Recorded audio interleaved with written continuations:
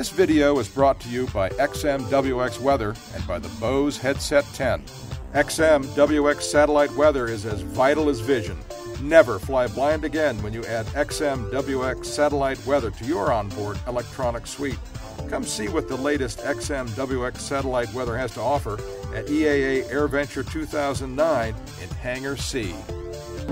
Hi everyone, Paul Bertorelli reporting from EAA AirVenture 2009. You know, this is a type of airplane you don't see much of at air shows. It's a P-40N. The P-40 was developed between the wars. It saw service in all theaters from Europe all the way to Asia.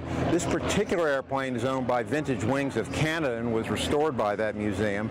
This airplane that saw service with the Royal Australian Air Force in the New Guinea campaign. And Dave Hadfield is going to tell us a little bit about this airplane and then give us a cockpit checkout. P-40N was the fastest P-40 made and also the most numerous. The reason it was fast is because it was lightened. They removed a number of parts of the structure. They reduced it to 4 machine guns from 6, and they changed the radiator from brass to aluminum to lighten it, and magnesium wheel components. They reduced the instrument panel. They made the airplane almost 1,000 pounds lighter so it would go faster. And it was quite a fast airplane low down. The Allison engine did not have a really high-powered supercharger, so it didn't hold its horsepower to a high altitude. But in the low levels, it was fast, it was powerful, and if the enemy came down to tangle, the P-40 always did quite well. This airplane was a Lend-Lease airplane given to the Australians, and they operated it in New Guinea. It is a combat veteran. I'm not aware of any air-to-air victories, but this strafed and dive-bombed Japanese troops and vessels all along the north coast of New Guinea as the Japanese were moved to the north and to the west. I'm in love with this airplane. I'd like to show you the cockpit.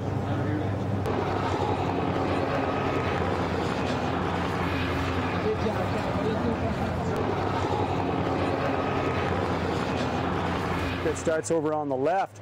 You've got those levers over there, the yellow one and the red one. The yellow one is flaps, the red one is gear. It's a very complicated method of putting the gear down. You've got to move a lever, turn on a pump, which is up on the control stick there. You hook your little finger around that little pump, and then you watch the posts in the wing, which are the gear indicators, and then you switch hands and you pump the hydraulic hand pump, and that confirms that it's locked, and then you go back and you put the lever up to neutral. In the meantime, you've just taken off. You're trying to control your speed. You're winding the trim like crazy, and you're trying to bring the power back to max continuous or climb thrust.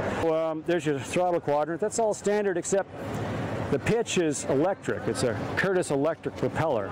So it's kind of interesting. You can control it through that lever or manual, which is a governor for constant speed. Or you can control it manually with the little pitch control bottom left. It's got 2 wing tanks. You can see the fuel selector. We do have a belly tank for it, and we'll be setting that up soon.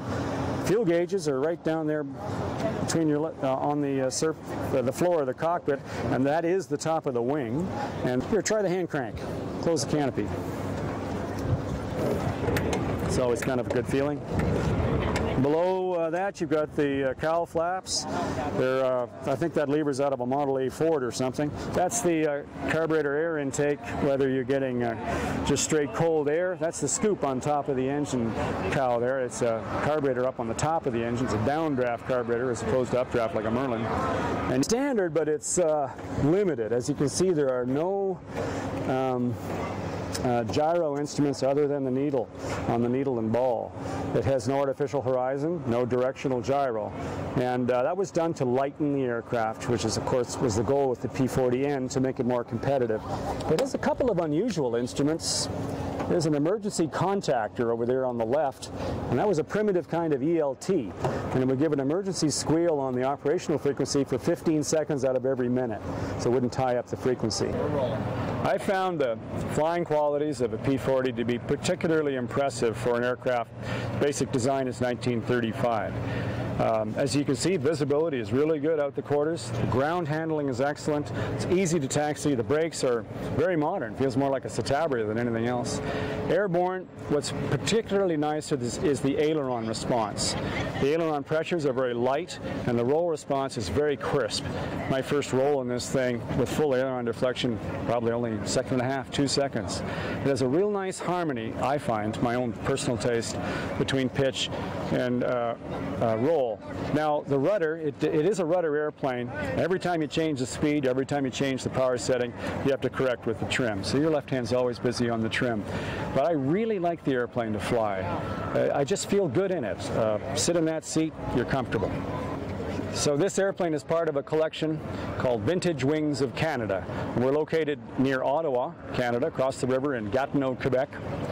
And our website address, and I really recommend you visit it, it's a wonderful website, is www.vintagewings.ca. Presented by the Bose Aviation Headset 10, voted #1 for the 8th consecutive year in Professional Pilot's 2008 Annual Headset Preference Survey. Today's Aviation Headset 10 delivers a highly acclaimed combination of noise reduction, clearer audio, and comfort that remains unmatched. Learn more at bose.com/headset.